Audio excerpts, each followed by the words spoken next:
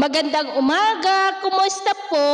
Narito po ulit ang update natin para sa lagay ng ating panahon ngayong umaga po ng February 22, 2025.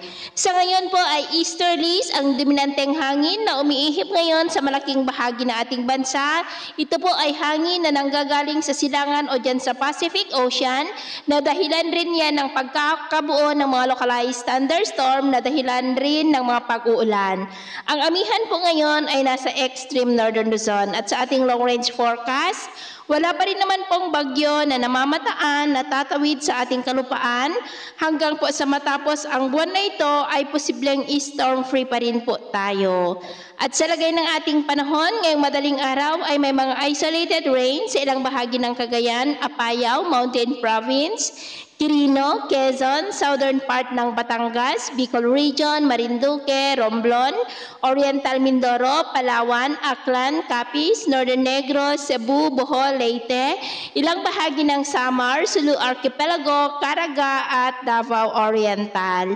At mamaya po ay sisikat ang araw sa malaking bahagi ng bansa pero may tsansa pa rin ng mga cloudy skies with isolated rain sa ilang bahagi ng Cagayan Valley, Apayao, Mountain Province, Infanta, Camarines Norte, Camarines Sur, Catanduanes, Masbate, Romblon, Mindoro Provinces, Palawan, Aklan, Capiz, ilang bahagi ng Negros, Cebu, Bohol, Leyte, Samar Provinces, Caraga at Sulu Archipelago.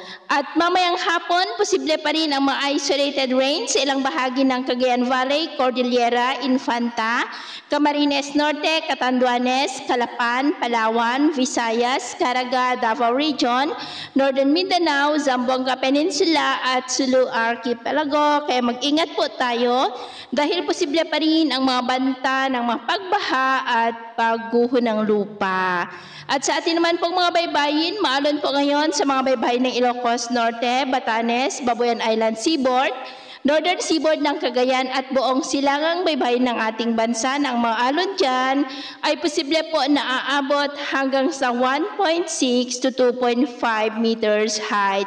Kaya hanggat maari ay iwasan na muna natin ang papalaot dyan po sa mga may kulay pula para mas makaiwas sa mga sakunang pangkaragatan. So ito po ang latest update natin sa araw na ito. Ako po muli si James na nagsasabing sa kahit anong pagsubok po na darating sa ating buhay, huwag na huwag po tayong mawawalan ng pag-asa. Thank you and God bless.